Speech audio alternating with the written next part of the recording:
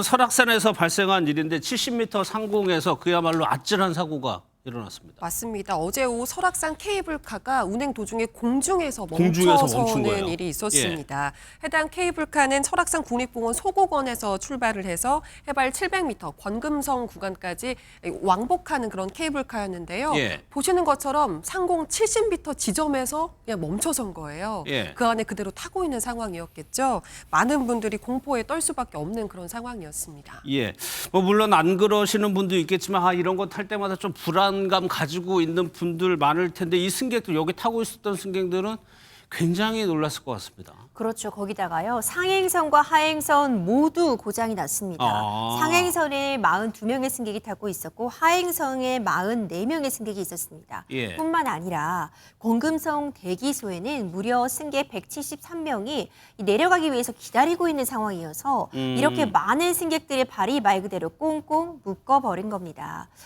수리에도 시간이 상당 부분 걸렸는데 2시간여 만에 수리가 됐는데 일단 하행선 쪽이 수리가 되어서요. 먼저 승객들이 내려왔습니다. 그리고 상행선과 지금 권금성 대기소에 대기하고 있던 승객이 모두 다 내려오기까지는 4시간 34분이 걸렸다고 해요. 굉장히 긴 시간 동안 승객들의 발이 꽁꽁 묶였던 상황이었습니다. 일단은 저게 멈췄으니까 저 안에서 구조되기까지 4시간 30분이면 지금 폭염이잖아요. 네, 그렇습니다. 저 에어컨 없었다면서요? 네, 그렇습니다. 이제 그 점이 또 이 승객들에게는 너무나 힘든 상황의 요인이 되지 않았을까 생각이 됩니다. 일단 70m 상공에 이렇게 케이블카에 갇혀 있고 또 여러 다수가 있는 밀폐된 공간인데다가 이제 외부는 또 보이는 유리창으로 되어 있기 때문에 이 공포감이 상당히 극대화될 수밖에 없는 그런 환경이었다라고 보여지는데 특히나 이제 당시 폭염주의보가 발령이 됐던 날씨라고 합니다. 그러다 보니까 이런 냉방시설이 없는 케이블카 안에서 이 수시간 동안 갇혀 있다 보니까 아무래도 정신적인 압박감, 공포심이 큰 상황에서 이 호흡곤란까지도 호소를 하는 그런 승객들도 있었다라고 합니다. 그래서 이런 날씨까지도 승객들에게 상당한 공포가 되는 그런 상황이었습니다. 정신적인 충격뿐만 아니라 탈수 환자의 어떤 분은 쓰러졌다는 것이 그 탑승객의 얘기인데 그런데 이런 와중에서 내가 언제쯤이면 이게 움직여서 구출될 수 있다라는 희망이 있으면 좋은데 그런 안내문도 없었다는 거죠? 맞습니다. 당시 케이블카에는 직원도 함께 동승하고 있었던 것으로 알려지고 있는데요. 그 직원은 15분 정도 뒤면 다시 운행을 할 거니까 대기해달라 이렇게 안내를 했지만 실제로는 굉장히 훨씬 더 많은 시간이 소요가 됐잖아요. 또 탑승객들은 이런 이야기도 했습니다. 직원들이 멈춘 이유에 대해서 잘 모르는 것 같았다. 관계자들끼리도 멈춘 원인에 대해서 말이 서로 달랐다. 그러니까 얼마나 혼란스러운 상황이었는지 이야기를 해주고 있는 것 같은데요. 뿐만 아니라 승객들의 보호 조치도 제대로 이루어지지 않았다는 주장도 나왔습니다. 대기 시간이 워낙 길어졌고 많은 사람이 있었는데 고지가 제대로 되지 않았다고 했잖아요. 그런데 승객들이 이제 막 항의를 하니까 그제서야 간식 등을 제공하는 이런 조치가 있었다는 거예요. 이걸 통해서 당시에 미숙했던 상황 대처에 대해서 불만을 제기하는 목소리도 있었습니다.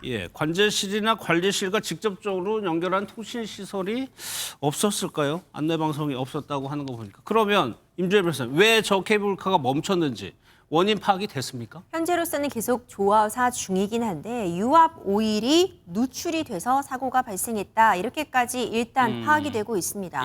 하지만 정확한 사고 원인은 좀 정밀하게 조사가 필요해 보입니다.